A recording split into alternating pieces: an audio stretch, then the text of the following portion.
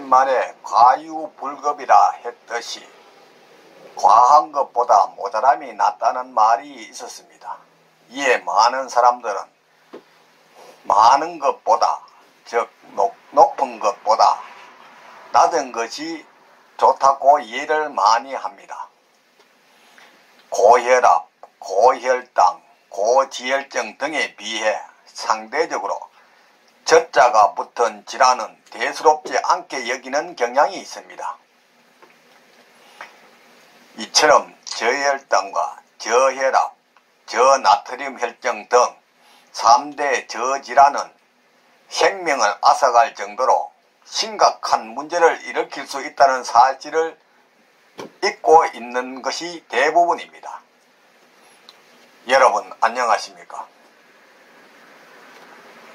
웰빙 100세 시대 시사 거자 자격으로 아름답고 행복한 더불어 사는 세상을 만들어가는 소엽 선생의 웰빙 생활 건강 TV입니다.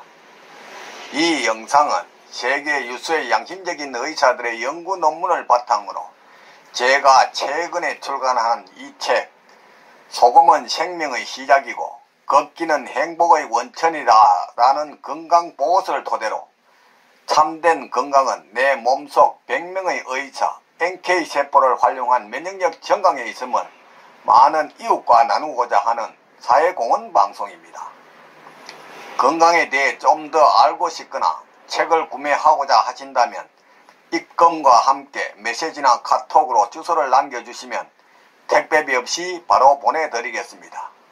제 연락처는 댓글창에 남겨놓겠습니다. 방송을 끝까지 시청하시고 날마다 업로드되는 건강정보로 구독자님의 삶은 늘 지혜와 건강이 함께하는 행복한 삶이 되기를 바랍니다. 영상 시청에 앞서 오른쪽 구독 버튼과 알림 설정, 왼쪽에 엄지척 좋아요 버튼을 눌러주시면 웰빙 100세 시대 건강 컨텐츠 제작에 큰 힘이 될 것입니다. 제 영상 시청과 구독은 언제나 무료입니다. 오늘은 낮아서 더 위험한 여름 3대 저질환이라는 주제로 말씀드리겠습니다. 저혈당 쇼크는 사망에 이를 만큼 위험합니다. 또한 잦은 저혈당은 심혈관 질환 발병 위험을 높일 뿐만 아니라 저혈당을 자주 경험한 당뇨병 환자는 치매에 걸릴 확률이 높다는 연구 결과도 있었습니다. 저혈압은 심혈관 질환 사망 위험을 최대 2.54배 높인다는 연구도 있습니다. 저나트륨 혈증은 두통, 발작, 혼수 상태 등 신경학적 증상이 나타나고 드물게는 심한 뇌부종이 발생할 수도 있습니다. 우리 몸이 정상보다 낮은 수치가 나타나는 저질환, 그 위험성에 대해 알아보고 예방하려면 어떻게 해야 하는지 자세히 알아보겠습니다. 먼저 저나트륨 혈증입니다. 우리 몸의 약 60-70%는 물로 이루어져 있다는 것은 어렴풋이 들어 알고 있습니다. 이것을 체액이라고 합니다. 그런데 이 체액은 맹물이 아니고 전해질이 일정한 농도로 녹아 있습니다. 세포 안에는 칼륨이 그리고 혈액 내에는 나트륨이 가장 많습니다. 저나트륨 혈증은 말 그대로 혈액 내 나트륨의 농도가 정상보다 낮은 경우를 말합니다.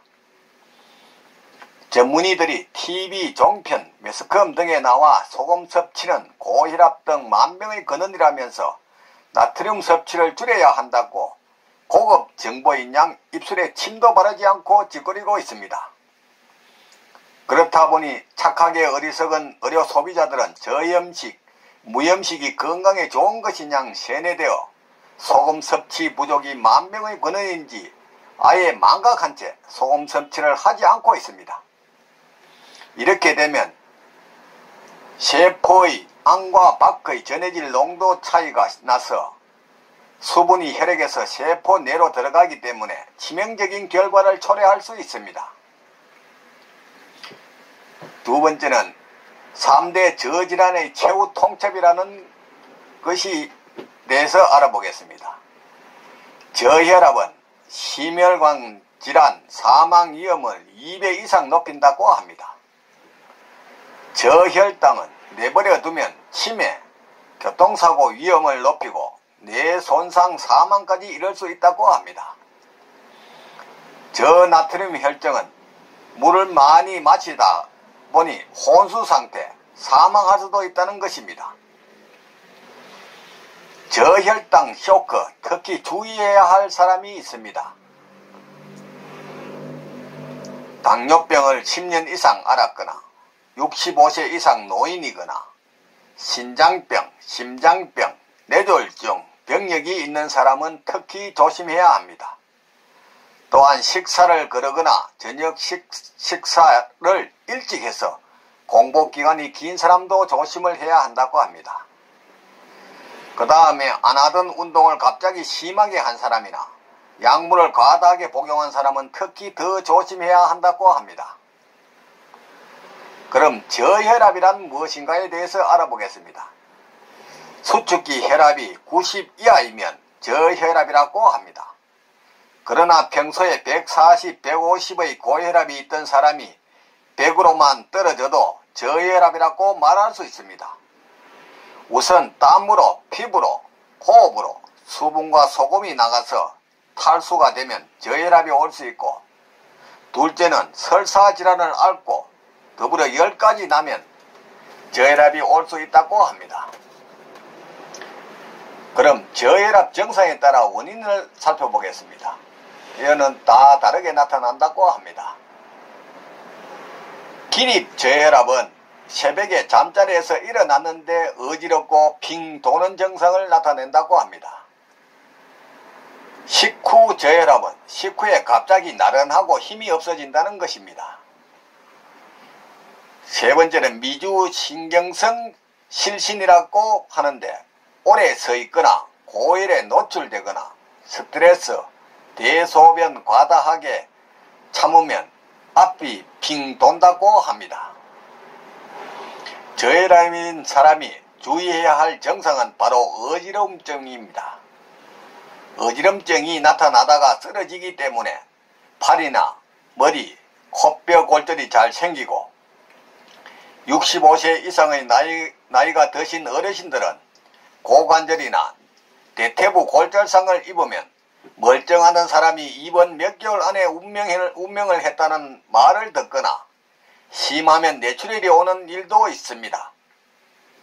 저혈압이 자주 오는 사람은 증상이 나타나면 빨리 주저앉거나 눕는 게 가장 좋습니다. 저혈압의 행동 강령을 살펴보면 평소 음식을 싱겁게 먹는 분들은 조금 짜게 드셔야 합니다. 다만 슈퍼에서 판매하는 90%의 정제염보다 천일염으로 짜게 드시고 물을 마셔야 합니다. 견과류와 커피를 즐겨 드시면 혈압 상승에 도움이 됩니다. 하루에 물을 2리터 정도 충분히 마시는 것도 좋은 방법입니다. 저나트륨 혈증, 혈액 내 염분이 낮아지는 이유를 살펴보면 정상인의 경우 나트륨 농도는 신장에서 소변량과 나트륨의 재흡수를 통하여 매우 정밀하게 조절되기 때문에 평소에는 저나트륨 혈증을 잘 발생하지 않습니다. 하지만 요즘과 같은 여름철에 땀을 많이 흘려서 심한 탈수가 된 후에 맹물만 많이 마실 때 저나트륨 혈증이 될 수 있으므로 주의해야 한다는 것입니다. 특히 간, 심장, 신장에 지병이 있거나 이뇨제를 복용하고 있는 분들은 여름철 건강에 더욱 주의해야 할 것입니다. 고혈압 약을 먹는 사람은 특히 여름철 저나트륨 혈증을 주의해야 합니다. 처방받은 약 중 이뇨제가 있다면 나트륨 배출을 원활하게 하므로 저나트륨 혈증이 올 수 있습니다. 갑상선 암 수술을 했다면 저나트륨 혈증에 특히 주의하셔야 합니다. 갑상선암 수술 후 방사선 요오드 치료를 받는 환자 중 약 13.8%에서 저나트륨 혈증이 발생했다는 국내 보건환경연구원 보고가 있습니다. 갑상선암 환자들은 남아있는 암세포를 죽이기 위해 방사성 요오드 치료를 받습니다. 이 과정에서 환자들은 요오드와 소금을 제한한 식사를 하고 갑상선 호르몬 약제 복용도 중단하여 심한 갑상선 기능 저하 상태가 되기 때문입니다. 소금 섭취가 부족하고 또한 갑상선 기능 저하로 체액이 증가하여 결과적으로 혈액 내 나트륨 농도가 적어지는 저나트륨 혈증이 된다고 합니다. 오늘은 낮아서 더 위험한 여름 3대 저질환이라는 주제로 말씀드렸습니다.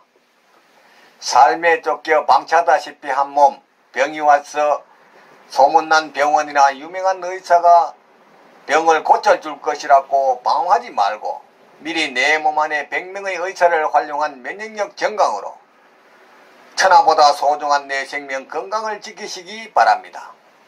부모, 형제나 친구, 심지어 의사 등 그 누구도 대신 아파주거나 책임져 주지 않습니다. 전문이라는 나이시엔스의 소금 제한론에 속지 말고 저 넓은 바다가 썩지 않는 이유가 3%의 소금과 파도 때문이듯이 질 좋은 소금 섭취와 걷기 운동으로 면역력을 높여 구독자님의 삶은 늘 건강과 기쁨이 함께하는 행복한 삶이 되기를 바랍니다. 오늘은 보람찬 하루였습니다. 내일은 더욱 멋지고 행복한 날이 될 것입니다. 지금까지 웰빙 100세 시대 시사 거자 자격으로 아름답고 행복한 더불어 사는 세상을 만들어가는 소엽선생의 웰빙 생활 건강 TV였습니다. 많은 시청과 이웃에게 권하는 관심과 응원을 부탁드립니다. 감사합니다.